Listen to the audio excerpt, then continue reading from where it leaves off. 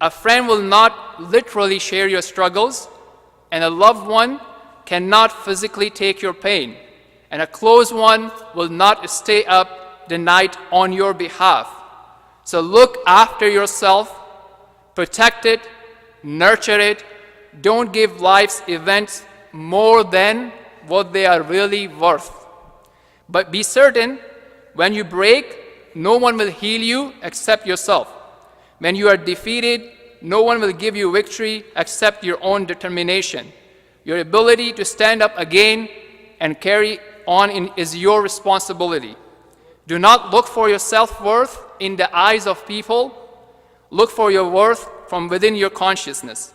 If your conscience is at peace, then you will ascend high. If you truly know yourself, then what is said about you won't matter, won't harm you. Do not carry the worries of this life, because this is for Allah, and do not carry the worries of sustaining yourself, because it is from Allah, and do not carry the anxiety for the future, because it is in the hands of Allah. Carry one thing: how to please Allah, because if you please Him, He pleases you, fulfills you, and enriches you.